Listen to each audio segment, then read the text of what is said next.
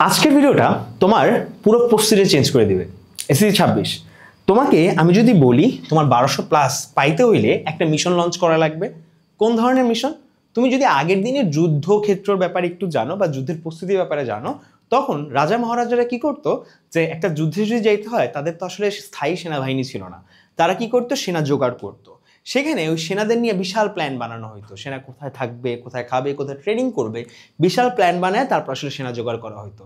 তাদের অস্ত্রশস্ত্র দেওয়া হইতো, তাদেরকে ট্রেনিং দেওয়া হইতো, তাদেরকে ওই ব্যাটল সিমুলেশন করানো হইতো, মানে যুদ্ধক্ষেত্রের আসল যে চিত্র তাদেরকে ওইটা দেখানো হইতো এবং ফাইনালি তারপরে যুদ্ধে পাঠানো হইতো। এখন কিছু কিছু জিনিস আছে তোমাদেরকে সেটা আসলে জানা রাখা উচিত এখানে, যে অনেকেই তোমাদেরকে বলবে যে ভাই 1250 পাইতে হবে, তোমার 1260-এর বেশি পাইয়া গেছে অমুক ভাইয়া, তো ভাইয়া এই ট্রিকগুলো ইউজ করছে তাহলে তুমি 1250-এর বেশি পেতে পারবা। না, আমি তোমাকে বলবো আসলে 1250-এর বেশি পাওয়া বা 1200-র বেশি যদি পাইতে চাও তুমি, ওটা আসলে কোনো ট্রিক না, ওটা actually achievable, hard work and dedication. And আমার আজকের এই ভিডিওটায় যে কটা কথা তোমাকে বলবো, তোমার একদম কানাচে কানাচে তুমি যদি ফলো করো তাহলে অবশ্যই তুমিও পাবে 1200-র বেশি। তোমার হাতের লেখা যেরকম অবস্থায় থাকুক, তুমি যেরকম ধরনের স্টুডেন্টই হও না কেন, আজকের ভিডিও দেখার পরে তোমার 1250 একেবারে নিশ্চিত হয়ে যাবে। ওকে, তো চলো শুরু করে দিই আজকের ভিডিও। সো তোমাকে আমি যদি বলি আমাদের 3টা পিলার আছে, 1250-এর বেশি 1200-র বেশি পাওয়ার 3টা পিলার আছে। 50-এর বেশি তোমাকে আমি পাইতে বলতেছি না, জাস্ট এটা টার্গেট করো। কি কি পিলার আছে ভাইয়া? হ্যাঁ, প্রথম পিলারটা হলো হ্যান্ড রাইটিং। তোমার হাতের লেখার উপরে ডিপেন্ড করবে তোমার এইচএসসির অনেকগুলো সাবজেক্টের মার্ক। ফর এক্সাম্পল ইসলাম শিক্ষা বা ইসলাম ও নৈতিক শিক্ষা, তোমার আসলে তুমি যে ধর্মের হও, হ্যাঁ ইসলাম শিক্ষা তুমি জানো। এরপরে ইংলিশ, বিশেষ করে ইংলিশ সেকেন্ড পেপার, হ্যাঁ ইংলিশ ফার্স্ট সেকেন্ড দুইটাই অ্যাকচুয়ালি নির্ভর করবে। Bangla first paper, second paper second, হ্যাঁ। তারপরে বায়োলজি, তুমি যদি সায়েন্সের হও, হ্যাঁ কেমিস্ট্রি তো এরকম সমস্ত সাবজেক্টে অলমোস্ট তোমার হাতের লেখার উপর ডিপেন্ড করবে যে আসলে তুমি কোন ধরনের মার্ক পাবা। এখন কিছু স্টুডেন্ট আছে খুব ভালো লেখে, খুব গুছায় লেখে, কিন্তু জাস্ট একটু এলোমেলো লেখার কারণে কিছু ট্রিক্সের অভাবে তাদের হাতের লেখা খুব খারাপ হয়ে যায়। অবশ্যই আমি তোমাদেরকে সেই জিনিসটা নিয়ে একটা ভিডিও অবশ্যই দিব, কীভাবে ইসলাম শিক্ষা আমি প্লাস পাইছিলাম যেখানে আসলে টিচাররা অন্য কাউকে প্লাস দিত না স্কুলের মধ্যে, সেটা তোমাদেরকে একসময় দেখা দিব। সো প্রথম পিলারে আসি, আমাদের হ্যান্ড রাইটিং হয়ে গেল, আমাদের হ্যান্ড রাইটিং আমরা পেয়ে গেলাম, ভালো হ্যান্ড রাইটিং আমরা করব। দ্বিতীয়তে ভালো হ্যান্ড রাইটিং লাগবে না তোমার, তোমার যদি ভালো হ্যান্ড রাইটিং এক্সিস্ট না করে আমরা বানায় নিব, কোনো প্যারা নেই ভাইয়া। সেকেন্ড কথা হলো হ্যান্ড রাইটিং হয়ে গেল, এরপরের কাজ হলো আমাদের প্র্যাকটিস। এটা আমাদের সেকেন্ড পিলার। এখন প্র্যাকটিস সেকেন্ড পিলার কেন ভাইয়া? First pillar hand writing, second pillar practice কেন? দেখো ভাইয়া, তুমি 1000বার পড়ছো একটা জিনিস, ঠিক আছে, এখন ওই 1000বার পড়াটাকে কিন্তু আমরা কি বলি ভাইয়া? প্র্যাকটিস বলি। তুমি অনেক পড়ছো, দ্যাট ডাজন্ট ম্যাটার অ্যাকচুয়ালি। তুমি পরীক্ষার খাতা যখন লিখবা, অনেক পড়ছো, অনেক কিছু একসাথে পড়ছো বা অনেকগুলো ভাইয়ের ক্লাস করছো, এটা ম্যাটার করবে না। তুমি কতগুলো জিনিসপত্র নিজে গুছায় প্র্যাকটিস করে গেছো পরীক্ষার হলে যাওয়ার আগে, তো সেটাই ম্যাটার করবে। সো প্র্যাকটিস কীভাবে করবা, বলতে পারো প্র্যাকটিস করলে কি হবে, সমস্ত কিছু সম্পর্কে তোমাদেরকে বলবো। এরপরে 3 নাম্বার যে পয়েন্টটা আসবো সেটা হলো সিমুলেশন। এখন এই কথাটা অনেকে না বুঝতে পারো। সিমুলেশন ব্যাপারটা কি হয়, এটা আমরা ইঞ্জিনিয়ারিংরা ব্যবহার করি বা অনেকেই ব্যবহার করে, আসলে রিসেন্টলি সিমুলেশন অনেক কিছু বের হবে, প্যারা নাই। কিন্তু আমি তোমাকে যেটা বলতেছি, সিমুলেশন জিনিসটা কি, পরীক্ষার হলে আছো, হ্যাঁ পরীক্ষার হলে এক্সট্রিম প্রেশারের মধ্যে আছো, হ্যাঁ কোনো একটা সাবজেক্টে কোনো একটা জিনিস পারতেছো না, এই জিনিসটা পরীক্ষার হলের যে এক্সপিরিয়েন্সটা, এটা কিন্তু তুমি কোথাও পাও না, কোথাও তোমাকে আসলে কেউ দেয় না। হ্যাঁ, বাসায় বসে যখন প্র্যাকটিস করো তুমি জানো তোমার কাছে আসলে অ্যান্সার শিট আছে, তুমি জানো অমুক ভাইয়াকে জিজ্ঞেস করলে, শ্রমিক ভাইয়াকে নক দিলে হয়তো বা শ্রমিক ভাই বলে দিবে এটা অ্যান্সার। কিন্তু পরীক্ষার হলে কি শ্রমিক ভাইয়াকে নক দেওয়া যায়? পরীক্ষার হলে কি বই চাওয়া যায় না। সো ওই সিচুয়েশনটা সিমুলেট করে আসলে আমরা অনেকে প্র্যাকটিস করি না। যদি প্র্যাকটিস না করি ওটার জন্য বিশাল একটা বিপদ ঘটে যায়। অনেকে তোমরা বলো না যে ভাইয়া আমি না বাসায় তো ঠিকই পারি কিন্তু পরীক্ষার হলে পারি না কেন? সো ওই জিনিসটা ব্যাপারেও আমরা কি সমাধান আছে সবগুলো খুঁজে বের করবো। সো 3টা plan, hand writing, practice and simulation. এখন যদি তোমাকে আমি একটু সামনে যাই তাহলে তোমাদেরকে একটু বুঝাবো যে ভাইয়া আমাদের এই জিনিসগুলো আসলে একটা ওয়ার সিস্টেমের মতো কাজ করবে। একটা ওয়ারে কি হইলো, ওই যে আমি বললাম না, রাজা মহারাজারা যুদ্ধে যাওয়ার আগে একটা কাজ করতো, প্রথমে তারা প্ল্যানিং ছাড়তো, হ্যাঁ, তারপরে তারা কি করতো, ট্রুপসদের ট্রেনিং দিত, অ্যান্ড তারপরে ফাইনালি তারা সিমুলেশন ঘটাইতো ব্যাটেলটা কেমন হবে, কোন পাহাড়ের উপরে হবে, কোন চড়াই হবে, কিভাবে হবে, সমস্ত কিছু তারা মানে ওই সিমুলেশনের মধ্যে নিয়ে আসতো। সো আমি তোমাকে বলবো এর ওয়ার সিস্টেমটা ফলো করতে। ওয়ার সিস্টেমটা ফলো মানে কি, তোমাকে বলবো এর সাথে সাথে নিজে একটা ওয়ার সিস্টেম বানায় ফেলো। কি করবা ভাইয়া, এসএসসি 26 সামনে তোমার টার্গেট কি, টার্গেট কি, ডাইরেক্ট টার্গেট 1200+। এখন এই টার্গেট 1200+ পাওয়ার জন্য তোমার বেশ কয়েকটা জিনিস প্রথমে অ্যাচিভ করতে হবে। প্রথমে কি, প্ল্যানিং স্টেজ। প্ল্যানিং স্টেজের কথা যদি তোমাকে আমি বলি, প্ল্যানিং এর মধ্যে কি কি থাকে ভাইয়া, প্ল্যানিং এর মধ্যে প্রথম ক্লিয়ারিটি দরকার, ক্লিয়ারিটি দরকার। এখন ক্লিয়ারিটি কি ভাইয়া, ব্রুটালি অনেস্ট হও নিজের কাছে, এত বেশি অনেস্ট হও নিজের কাছে যে অনেস্টিটা আসলে তোমার নিজেকেই অবাক করে দেয়। ধরো মনে করো তুমি বায়োলজিতে ভালো না, ভালো মার্ক পাচ্ছ না, এখন সবসময় তুমি টিচারকে দোষ দাও সবার সামনে যে হ্যাঁ টিচার উল্টাপাল্টা কোশ্চেন করে, খাতায় নাম্বার দেয় না, হ্যাঁ, কিন্তু তুমি কোনোদিন স্বীকার করো না যে ভাইয়া তুমি যখন বায়োলজি লেখো সৃজনশীলের মধ্যে তুমি আবোল তাবোল লেখো। তুমি যখন বাংলা সেকেন্ডে কম নাম্বার পাও হয়তো বা বলো যে স্যারের মানে বাপের সম্পত্তি হয়তো বা, এই ধরনের কথাবার্তা বলে তারপর তুমি এড়ায় যাও। কিন্তু ভাইয়া be honest for a second, স্যারের কি সমস্যা যে তোমার নাম্বার আটকায় রাখবে, বা অন্য কেউ কি পাচ্ছে না, অবশ্যই পাচ্ছে, বা কি করলে স্যার তোমাকে নাম্বারটা দিত কোনোদিন জিজ্ঞেস করে দেখছো, জিজ্ঞেস করে দেখো নাই। এই ব্রুটালি অনেস্টিটা নিজের ভিতরে নিয়ে আসো, যদি একবার নিয়ে আসতে পারো তখন প্ল্যানিং করতে পারবা তুমি ভবিষ্যতে। আমি তোমাদেরকে একটা ভিডিও বানাইছিলাম, বলছিলাম ওখানে যে আসলে প্ল্যান কেন কাজ করে না, কিন্তু ভাই এইখানে তোমাকে বলে দিচ্ছি ভাইয়া প্ল্যান কাজ করে যদি নিজের কাছে তুমি ব্রুটালি অনেস্ট হইতে পারো। হ্যাঁ, ব্রুটালি অনেস্ট হইতে পারো, কারণ কি যখন তুমি নিজের কাছে ক্লিয়ার হবা যে আমার এই উইকনেসটা আছে, আমার হ্যান্ডরাইটিং খারাপ। ধরো তুমি কি নিজেকে বইলা দিলা, তুমি জানো সবাই বলতেছে যে আমার হ্যান্ডরাইটিং খারাপ না, ধরো আমার হ্যান্ডরাইটিং সুন্দর, চিন্তা করো তোমার হ্যান্ডরাইটিং সুন্দর, কিন্তু আমি লিখি উল্টাপাল্টা, লিখি উল্টাপাল্টা, ঠিক আছে, লিখি উল্টা। ফর এক্সাম্পল আমার কাছে একটা স্টুডেন্ট একবার লিখছিল যে আমরা পৃথিবীর কেন্দ্রে বসবাস করি, আমি তাকে জিজ্ঞেস করছিলাম পৃথিবীর কেন্দ্রে জি এর মান কত, সো ও লিখছিল এরকম পৃথিবীর কেন্দ্রে জি এর মান 9.8, আমরা পৃথিবীর কেন্দ্রে বসবাস করি, এখানে অনেক গরম, ঠিক আছে। সো এই 3টা লাইন লেখা একটা খ নাম্বারের কোশ্চেন শেষ করতে, এবং তারপর কি যেন ব্যাখ্যা দিছে। সো প্রথম 2-3 লাইনে যেখানে আসলে বোঝা উচিত যে তুমি অ্যান্সার কি লিখতেছো, ওইখানে যদি তুমি এই কথাগুলো লেখো তোমাকে আমি নাম্বার দিব, 100% নাম্বার দিব না, অ্যান্ড আমি নাম্বার দিইনি, পরবর্তীতে আমি এটা পইরা ওকে শুনাইছি। হ্যাঁ, ও অন্য স্টুডেন্টদের কাছে বলতেছিল যে স্যার নাম্বার দেয় না, স্যার কিপটা, কিন্তু ভাইয়া ও কি লিখছে বুঝতে পারতেছো, রাইট। আমি একসময় সমাজ পড়াইছি, সমাজ পড়ানোর সময় আমি খেয়াল করছিলাম একটা স্টুডেন্ট লিখছে আগরতলা মামলা হইল সেই মামলা যেখানে আগর গাছের নিচে মানে কেন মোমবাতি জ্বালানো হয়েছিল, এই জন্য মামলাটা করা হয়েছিল, এই মামলাটা হলো আগরতলা মামলা। সো আমাকে বলো তো ওই স্টুডেন্টটা তারপরে একটা পেজ পুরাটা লিখছে ওই একই ঘটনা, আগরতলা মামলা হলো এইটা, আগরতলা মামলা হলো ওইটা, অমুক অমুক ফাঁসছে। সো তোমার কি মনে হয় এখানে আমার নাম্বার দেওয়া উচিত ছিল?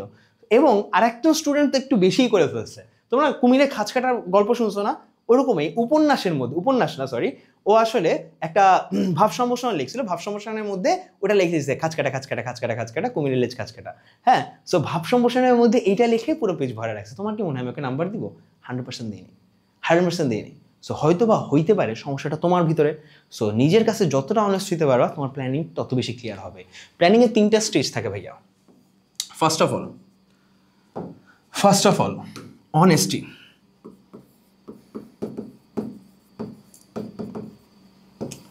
হ্যাঁ, অনেস্টি যেটা আসলে ক্লিয়ারিটি এনে দেয়। ক্লিয়ারিটি এনে দেয়। দেন টার্গেট, হ্যাঁ টার্গেট থাকে। টার্গেট কি ভাই, প্ল্যানিং এর মধ্যে টার্গেটটা গুরুত্বপূর্ণ কেন? দেখো কিছু কিছু মানুষের টার্গেট থাকে এরকম যে তারা টার্গেট প্রথমে করে রাখে যে ভাই আমার না 1200+ পেতে হবে, দেন হঠাৎ করে তাদের টার্গেটটা চেঞ্জ হয়ে এরকম হয় না আমার 1200+ পাওয়ার তো দরকার নাই, বা 1200+ তো না, আসলে আমার ওই টিচারকে ইমপ্রেস করতে হবে, বা 1200+-এর এই টার্গেটটা তার মাথা থেকে কেমনে কেমনে যেন হাওয়া হয়ে যায়, পাশ করলেই হইলো মামা, আগে তো চিন্তা করতাম যে হ্যাঁ কলেজে ফার্স্ট হবো, এখন চিন্তা করি যে না কোনো মতে পাশ করে যাই। এই ধরনের কথাবার্তা তোমরা বলা শুরু করো। আমি তোমাকে বলতেছি ভাইয়া, তোমার যদি টার্গেট এরকম আপ ডাউন করে তাহলে কিন্তু আসলে অ্যাচিভ হবে না। সো তোমার টার্গেট একেবারেই ফিক্স রাখা লাগবে। আগামী 3 মাস 4 মাস বা 6 মাস যদি লাগে, আমার যদি পরীক্ষা পিছাও 6 মাসও যদি লাগে, আমার টার্গেট একটা এবং একটাই, সেটা কি ভাইয়া? কাউকে ইমপ্রেস করা? অবভিয়াসলি না। কি করা ভাইয়া? 1200+ পাওয়া, 1200+ পাওয়া, 1200+ পাওয়া, যাই হয়ে যায় দুনিয়া জাহান্নামে চলে যাক, তাও টার্গেট 1200+ পাওয়া।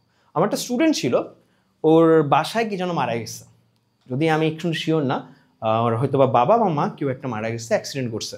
ওরা না সরি দুজনেই একসাথে অ্যাক্সিডেন্ট করছে, অ্যান্ড দুজনেই ওই দিনকে আসলে এরকম মানে অ্যাক্সিডেন্টের মধ্যে পড়ে গেছেন, দুজনেই মারা গেছে।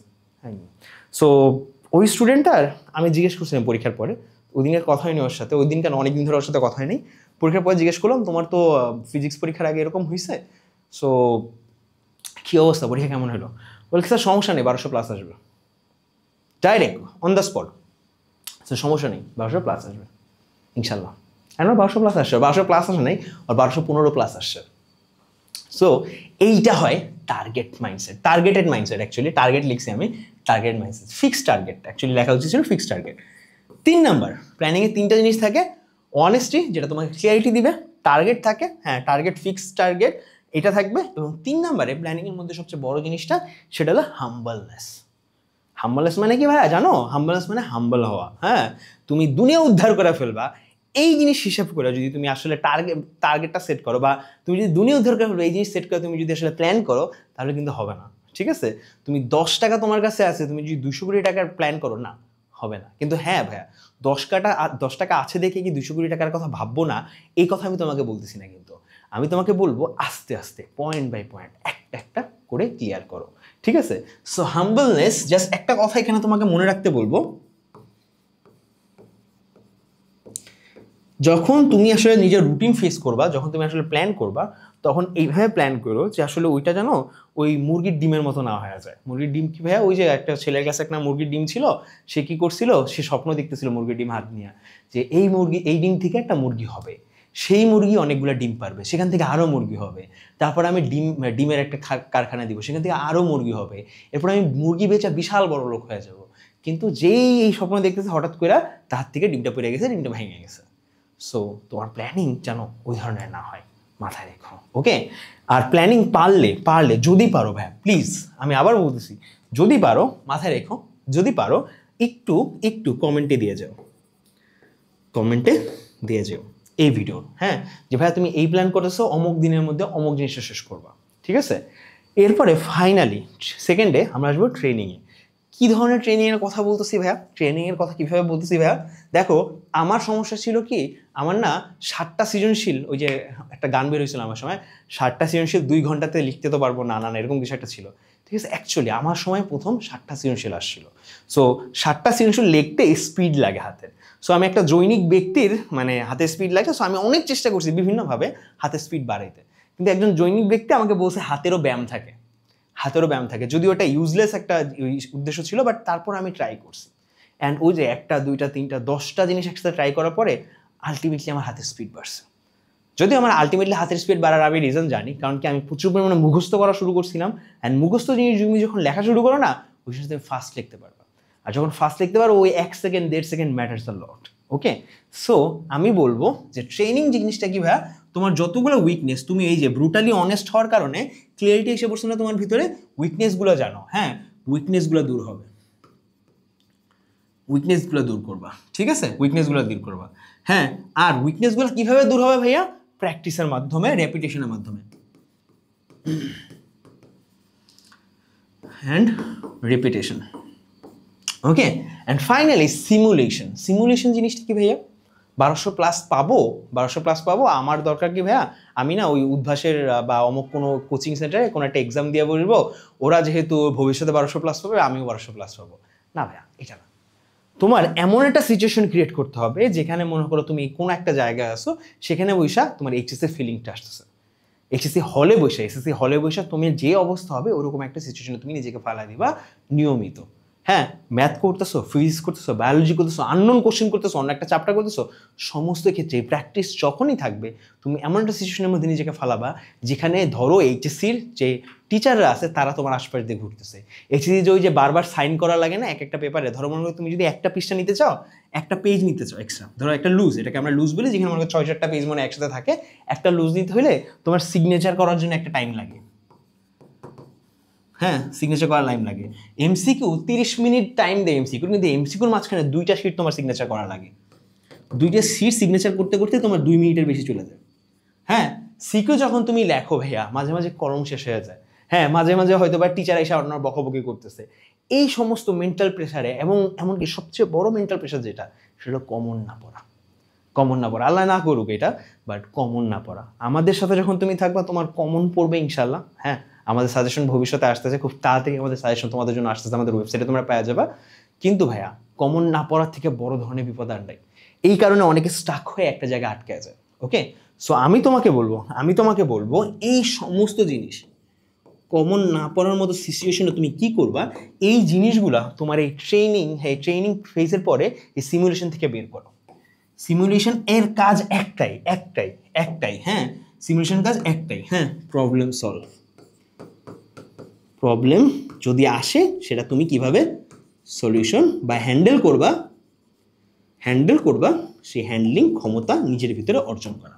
একটা প্রবলেম আসবে, ধর্ম মনে করো কমন পড়ে নাই, তুমি কোন ধরনের হ্যান্ডেল করবা? হ্যাঁ, ধর্ম মনে করো টিচার বাকবি কীভাবে হ্যান্ডেল করবা? একটা সৃজনশীল, তুমি জানো যে তোমরা হিসাব করো 2 ঘন্টা 10 মিনিট আমাদের সৃজনশীলের জন্য। এখন তোমাদের তো actually recently short question add করছে, তো 2 ঘন্টা 10 মিনিট না, আমি তোমাকে চিন্তা করলাম ধরো মনে করো 2 ঘন্টায় তোমাদের আসলে সৃজনশীলের জন্য। কিন্তু তুমি 2 ঘন্টায় ধরে রাখতে পারবা না ভাইয়া।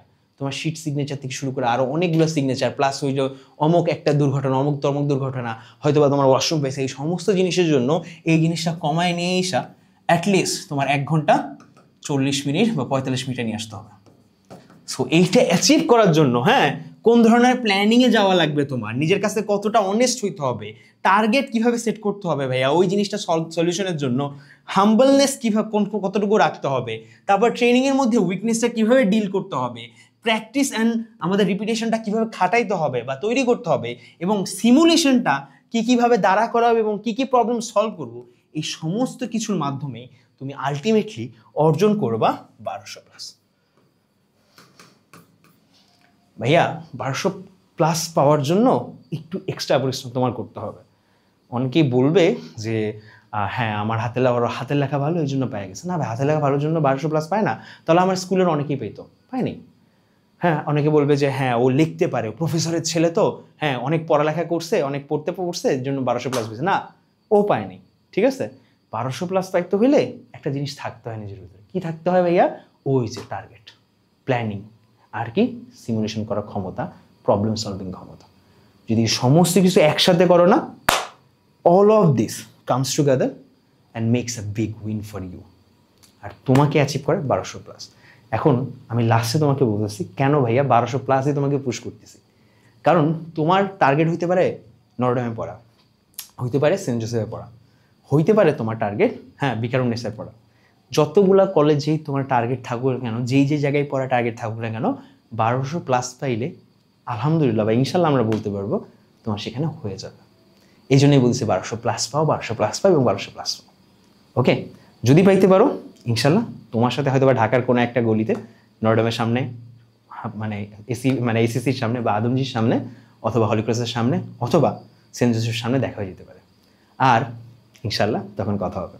ওকে, আজকের যতগুলো পরামর্শ দিলাম, যতগুলো আইডিয়া দিলাম, যা কিছু আলোচনা করবো সব কিছু মাথায় রাখবা। কোথায় সমস্যা হচ্ছে আমাকে জানাবা, অবশ্যই তোমার প্ল্যানটা কমেন্টে শেয়ার করবা আমার সাথে।